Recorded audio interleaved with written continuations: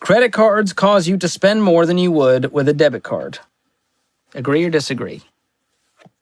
No, I would say just for the average person who doesn't keep a budget, let's say, they might feel tempted to spend more on a credit card because they have that limit available to them. Fair point. And you disagreed? I mean, I agree with what you're saying, but I think now if you can control your spending, your credit card is just a medium of exchange. So if once you can get that mindset of I know what I'm spending and I'm not going to overspend, and my credit card is just a tool to make that transaction, it's not going to change how you spend your money. If it is, you got to stop using a credit card. We know the stats on how many people actually are able to pay off their card every month. And there's new studies that I found interesting. I put this in my book in the credit cards chapter. MIT did a study with fMRI technology, and they scanned the brain at the point of swiping that card. And they found that it not only releases the brakes, but it also hits the accelerator on spending, which was fascinating to me. When it hurts less, it costs more. When there's less friction, when it's not your money, like your brain knows. I think the more friction and pain we can bring back and discomfort when it comes to spending, the better off we'll be. Credit cards cause... Credit cards are trapping people right now.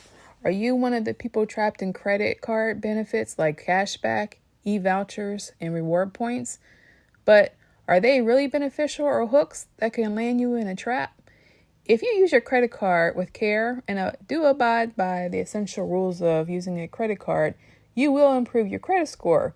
Whereas if you don't follow these rules, credit cards could literally create havoc in your financial life. Not only your credit card score will go down, but your credit card will keep you in a trap. And it's important to educate yourself about these credit cards before falling into them. I know with me, I've always tried to make sure to pay off once I, make a purchase, try to pay it off within 30 days so you won't get interest. But here is 9 credit card traps you must avoid. You can surely use a credit card, but you have to pay it back in full on time. And in case of any delay after 50 days duration, there is a heavy penalty in the form of a 24 to 36% interest rate. And higher credit limits and other benefits in credit cards have the potential to make you spendthrift. You will always have the belief of paying back all your credit cards due on time. But paying the entire monthly bill up front is not always possible most of the time for most people. And as a result, you will slowly drift into the debt trap without consciously even knowing about it. Now, even worse, your credit score will go down with time. Ultimately, it will harm your financial life. We will discuss the credit card later, but the credit card company will provide you with exciting option to paying your dues through minimum balance. This is where everybody gets caught up.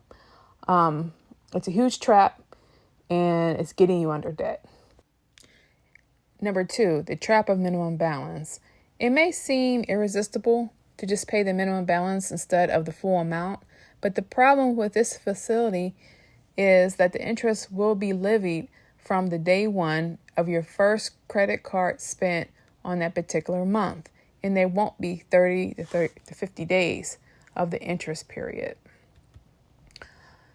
And the interest will be in the range of 24 to 36%, which keeps accumulating in your total debt. You choose to pay just the minimum balance, and your debt will keep growing exponentially over the months and years. You may feel that credit card company is overcharging you, but that's not the case.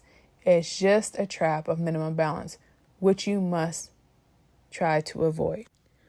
Number 3, the trap of utilization of maximum credit limit. Let's say your credit limit is $2,500 and you end up using about $2,000 of it. This will affect your credit score in a bad way. You might be managing your credit limit effectively and paying all your dues on time, but your bank will perceive your life as dependent on the credit card and is viewed negatively. Therefore, stop reaching 80 to 90% of your credit limit. However, you can utilize around 30 to 40% of the credit, and it was well accepted and viewed positively. With this credit limit, you can easily spend about $1,000 a month, and this will keep your credit scores high.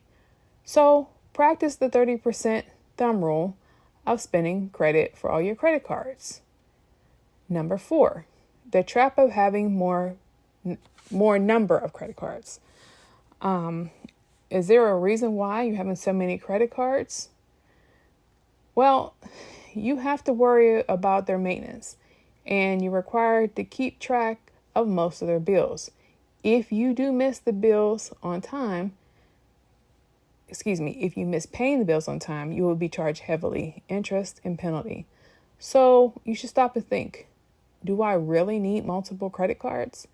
Because the more credit cards you have, the more there will be maintenance issues, their annual charges, and more chance of you forgetting your bills and hence getting deeper into debt. As a result, this will lower your credit card score. Therefore, the rule is to keep the number of credit cards based on your personal needs. If you are a frequent traveler, you may want to keep an airline-specific credit card, which gives you good offers on air travel and airport lounge access. If you do a lot of online shopping frequently, you can use the cashback credit cards or the credit card affiliated with Amazon or, any other online platform.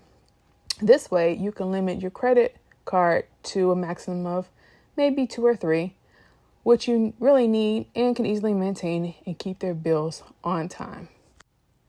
Next, the trap of cash withdrawal from credit cards. The cash limit is typically included in the credit limit available on a credit card. Most banks offer 20 to 40% of the total credit limit as a cash limit. So, for example, if the credit limit on your card is $2,500, you can withdraw up to maybe $1,000 as cash. Through your credit card also has cash limit. You should use it only in case of an extreme emergency. As much as possible, you should avoid cash withdrawal from your credit. Why? Well, because there won't be any interest-free window of up to 45 days. You will be charged with the interest from the moment you make a cash withdrawal from your credit card. So, for instance, if the ATM withdrawal is, let's say, $600 and the applicable rate of interest is 3% per month, you make like one cash withdrawal using your credit card and repay the amount after a month, you will end up paying a lot more to your bank. So the interest amount will further increase in the upcoming years. Next, the trap of offers on credit cards. Are you a person who goes behind offers? You might have seen cashback, rewards, and offers, but all these are often a trap. Have you noticed all these come with terms and conditions applied? Completing these offers within a stipulated time and also looking after your budget is difficult, sometimes not possible. So these rewards are only there to make you spend more than you should. When you realize you have $600 to pay Afterpay with your next check, you are now officially living beyond paycheck to paycheck. They took away my $3,000 limit when I never missed a single payment, so I simply stopped paying them. That is a great choice. Have fun going to collections and then eventually being sued for that money as well. Doesn't matter if you owe them thousands or just a few $100s. We've seen examples of these companies being extremely petty and taking you to court for virtually anything. I deleted Klarna a few months ago after paying off over $2,000. I have $300 left on Afterpay and then I'm deleting that too. I owe $1,500 on Klarna right now. My Klarna payments are like $7.99 a month. I owe $530. The comments and examples just go on and on.